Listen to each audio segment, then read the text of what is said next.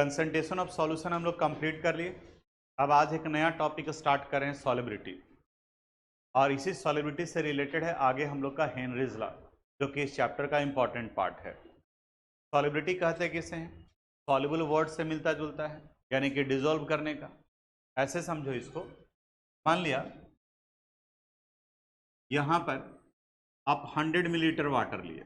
ध्यान से समझना क्योंकि कुछ आपसे पूछेंगे हम। 100 मिलीलीटर, दूसरे कंटेनर में भी 100 मिलीलीटर वाटर ही,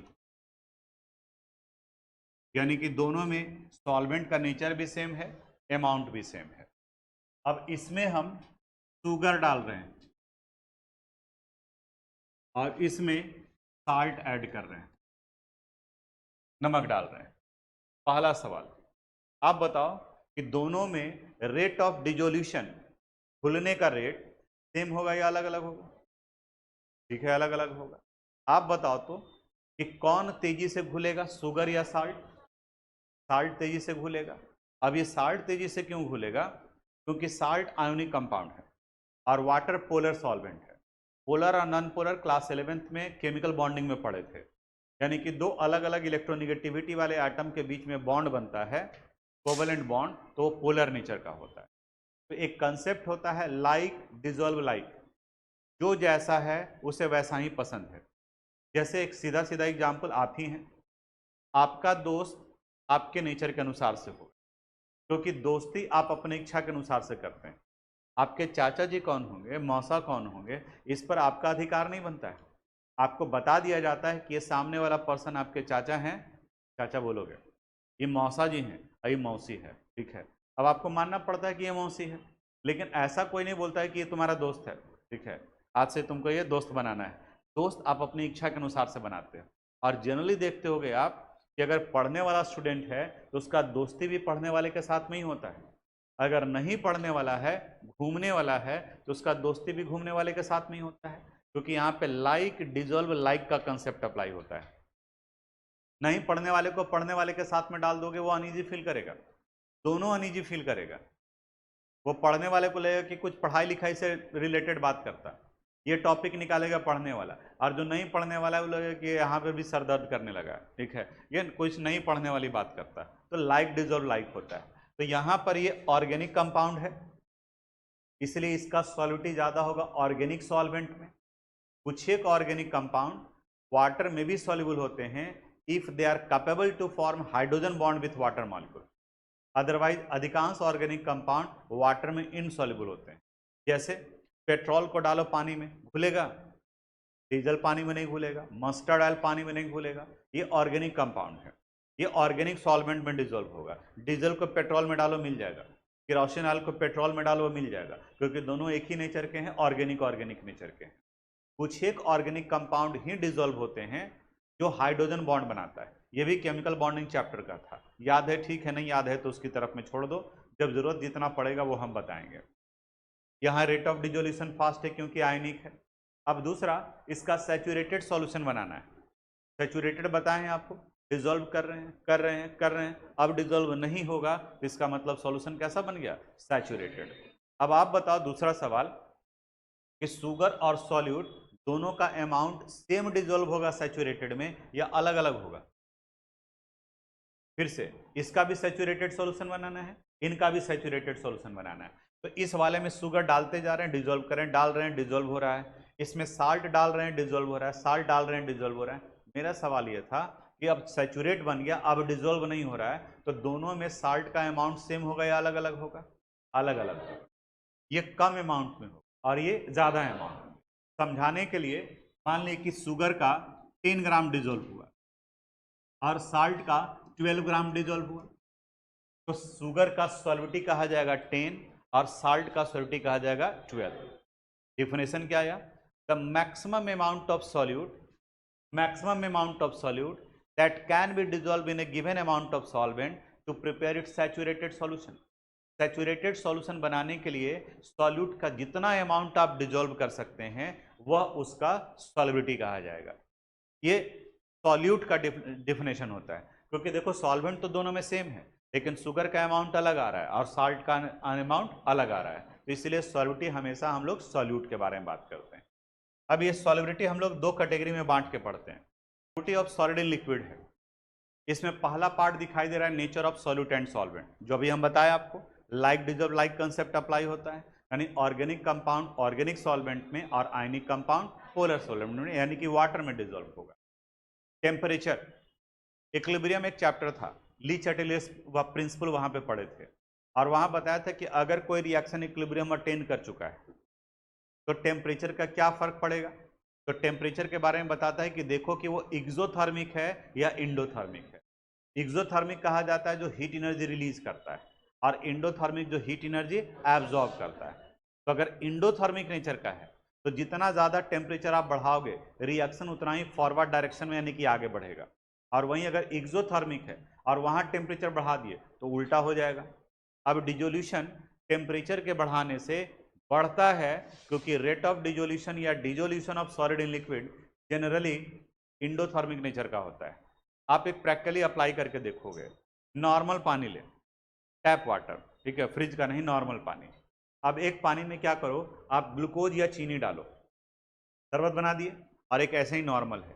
अब उन दोनों को टच करके देखोगे, ग्लूकोज ही डालो, वो तुरंत इफेक्ट दिखाता है, तो बताओ तो दोनों का टेम्परेचर सेम रहता है या कुछ डिफरेंस नजर आता है। जिसमें आप सॉल्यूट ऐड किए हैं वो ठंडा लगेगा, पी करके भी देखोगे तो ठंडा लगेगा। तो ठंडा लगेगा इसका मतलब उसने एनर्जी क्या किया, एब्जॉर्ब किया। इसका मतलब वो प्रोसेस इंडोथर्मिक नेचर का है, और जो प्रोसेस इंडोथर्मिक नेचर का है उसका टेम्परेचर आप बढ़ाते हैं तो उसका सॉलिडिटी बढ़ता है। यही वजह है कि अगर कोई सॉल्यूशन सैचुरेटेड हो चुका है, उसमें डिजोल्व हो चुका है जितना सॉलिड डिजोल्व होना था, अब उसमें आप टेम्परेचर बढ़ाओगे तो और ज़्यादा डिजोल्व होने लगता है। रीज़न ये है कि प्रोसेस इंडोथर्मिक है, टेम्परेचर बढ़ाएंगे तो रिएक्शन फॉरवर्ड डायरेक्शन में शिफ्ट करता है। प्रेशर का कोई इफेक्ट नहीं पड़ता है, प्रेशर घटाओ या बढ़ाओ उसके ऊपर में कोई फर्क नहीं पड़ेगा। ये सॉलिड का था। उसी तरह से सॉलिबिलिटी है गैस इन लिक्विड, सुन लो फिर लिखवा देंगे। इसमें फर्स्ट है टेम्परेचर। आप कभी पानी बॉयल होते हुए देखें तो देखो कि जब वाटर बॉयल करने के लिए रखते हैं तो जैसे जैसे टेम्परेचर बढ़ाते हैं तो उसमें से बबल्स निकलने लगता है। वो बबल्स क्या है, डिजॉल्व्ड एयर है। इसका मतलब ये हुआ कि टेम्परेचर के बढ़ाने से जो गैस पहले से डिजॉल्व था अब वो भी बाहर निकल रहा है। वहीं अगर टेम्परेचर कम करेंगे तो गैस ज़्यादा से ज़्यादा डिजॉल्व होगा। यही रीज़न है कि हम लोग कोल्ड ड्रिंक्स को ठंडा करके पीते हैं। कोल्ड ड्रिंक्स के अंदर में कार्बन डाइऑक्साइड गैस है, जिसकी वजह से टेस्ट आता है। तो जितना आप उसको कूल करोगे कंटेनर के अंदर का गैस उतना ही ज़्यादा डिजोल्व होगा। और आप टेस्ट करके करके भी देखना, कोल्ड ड्रिंक्स एक बिल्कुल फ्रिज में रखा हुआ है और दूसरा ऐसे ही खुले में छोड़ दो, और दोनों को पी करके देखो तो जो खुले में है वो फीका लगेगा तुमको, और जो फ्रिज में डाला हुआ है वो आपको उसमें टेस्ट आएगा, कोल्ड ड्रिंक्स का टेस्ट आएगा, जो कार्बोनेटेड ड्रिंक्स का टेस्ट आता है। इसका मतलब ये हुआ कि टेम्परेचर के बढ़ाने पर गैस का सॉलिबिलिटी डिक्रीज करता है। टेम्परेचर कम करोगे तो ज़्यादा डिजोल्व होगा और बढ़ाएंगे तो उल्टा हो जाएगा। अब एक्सटर्नल का इंपॉर्टेंट क्वेश्चन हो गया, आपको फंसाने के लिए वो सीधा सीधा बोलेंगे कि बताओ जी सॉलिबिलिटी और टेम्परेचर में क्या रिलेशन है, यानी डायरेक्टली प्रोपोर्शनल है या इनवर्सली प्रोपोर्शनल। आप तुम कोई एक ही बोलोगे। आपको आंसर बोलने के पहले ये पूछना चाहिए था कि सर किसका सॉलिबिलिटी। सॉलिड का सॉलिबिलिटी टेम्परेचर के बढ़ाने से बढ़ता है, लेकिन गैस का सॉलिबिलिटी टेम्परेचर के बढ़ाने से घटता है। यानी अगर आप टेम्परेचर बढ़ाएंगे तो जो डिजोल्व गैस है अब वो भी क्या हो जाएगा, बाहर हो जाएगा। कभी कोल्ड ड्रिंक्स को गर्म करके देखो, गर्म कर दोगे उसके बाद देखोगे तो बिल्कुल पानी जैसा ही होगा, क्योंकि जितना गैस है वो सब का सब कहाँ चला गया, बाहर। और आप देखोगे कि कभी आप फ्रिज में अभी जो बोतल रखते हैं तो जो पतला वाला बोतल, हार्ड नहीं होता है, वो वाला रखो। जैसे हम लोग जनरली जो खरीदते हैं, परचेज करते हैं मिनरल वाटर जो है वो वाला प्लास्टिक उसका बिल्कुल एकदम सॉफ्ट होता है। वो अगर आप रखते हैं, हाफ खाली छोड़ दो, तो कोई भी चीज़ अगर खाली है तो इसका मतलब उसमें एयर प्रेजेंट है।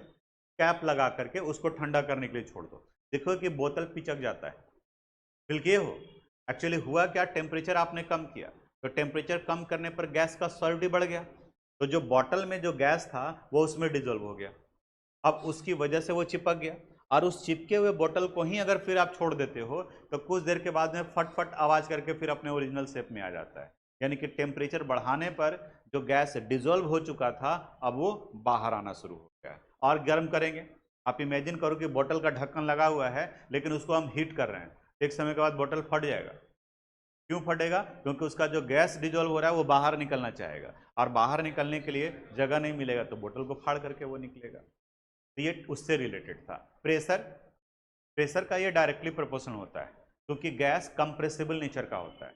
जितना ज़्यादा आप प्रेशर डालेंगे गैस का सॉलिडिटी उतना ही ज़्यादा बढ़ेगा।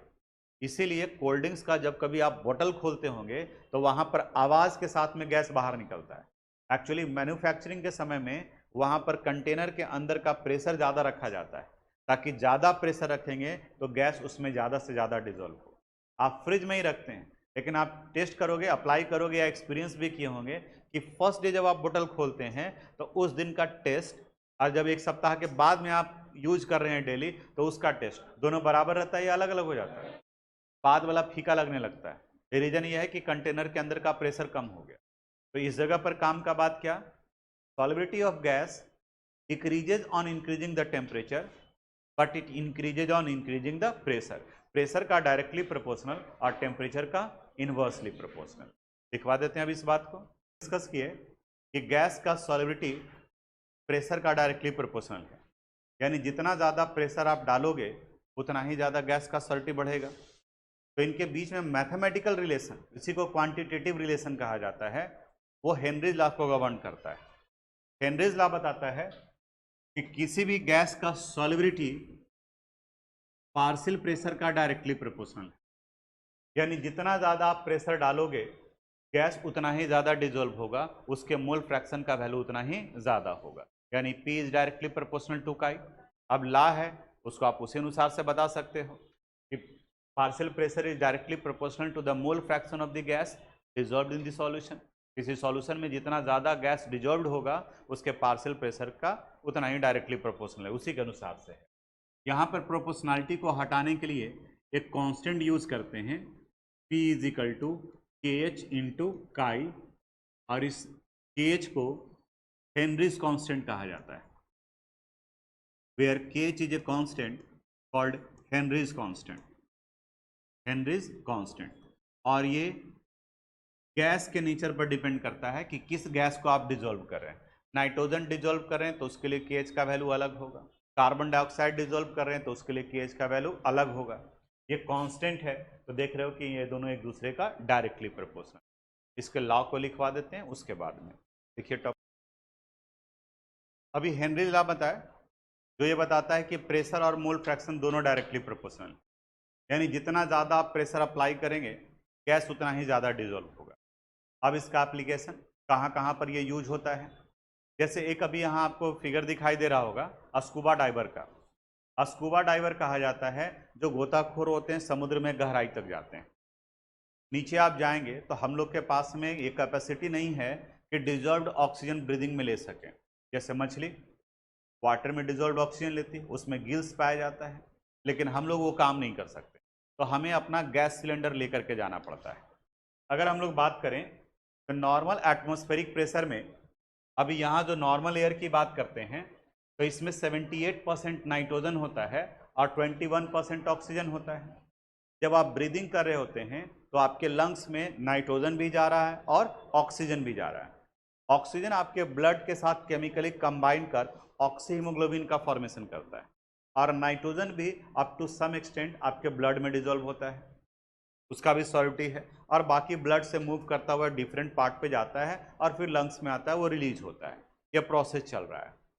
हेनरीज लॉ बताता है कि प्रेशर आप ज़्यादा अप्लाई करेंगे तो गैस का सॉलिबिलिटी बढ़ जाएगा। अब यहाँ ध्यान से समझना, अगर इसी कंपोजिशन को लेकर के स्कूबा डाइवर, उसके गैस सिलेंडर में यही कंपोजिशन है, जब वो गहराई की तरफ में जाता है, नीचे की तरफ जाता है, तो आप बताओ जब गहराई में जाएंगे तो एटमॉस्फेरिक प्रेशर का वैल्यू बढ़ेगा या घटेगा?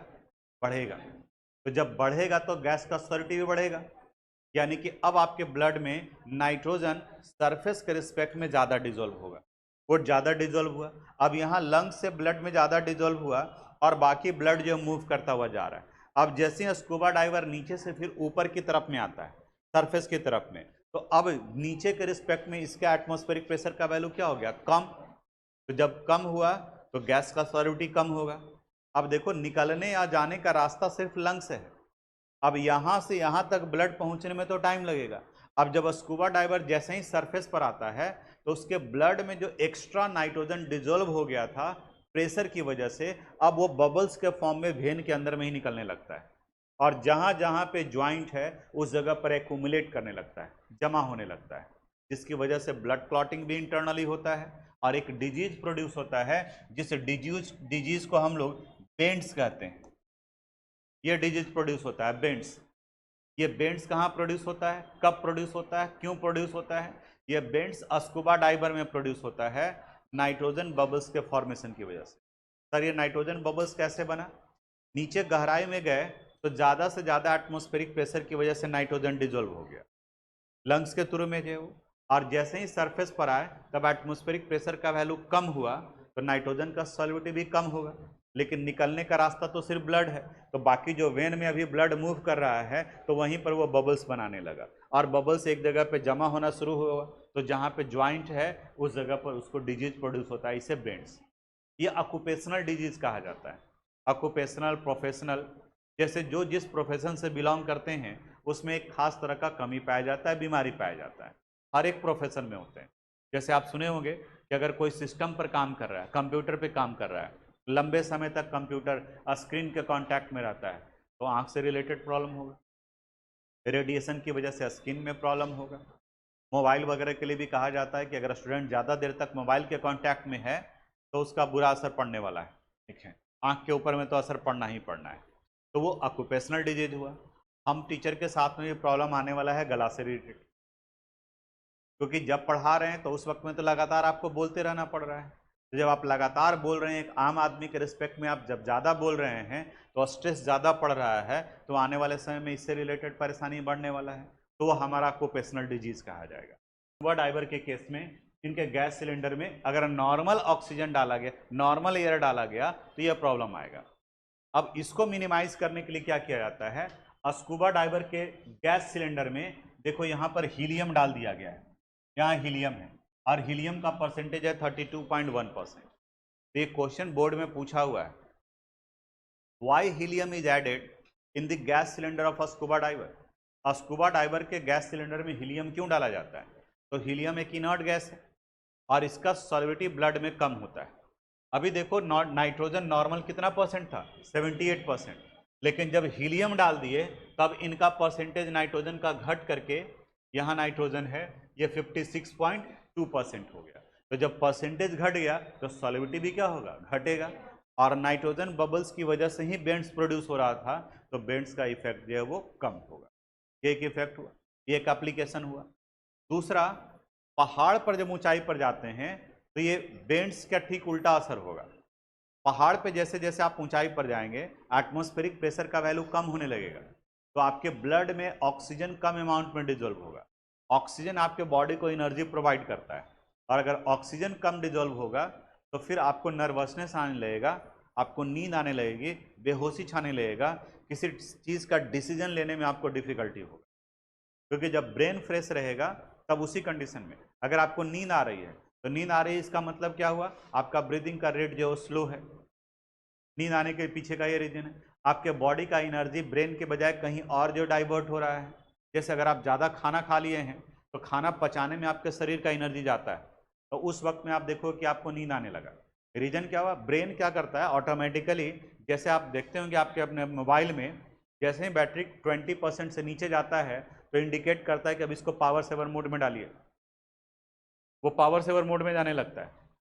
तो उसी तरीके से जैसे ही ब्रेन को एनर्जी कम मिलेगा आपको नींद आने लगेगा, यानी कि आपको जो वो पावर सेवर मोड में डाल रहा है ताकि खाने की तरफ में जा रहा है, तो खाने खाने के बाद में नींद आने लगती है। आपको नींद आ रहा है, मेरा नज़र पड़ गया, आपको डांट दिए, नींद खुल जाएगा।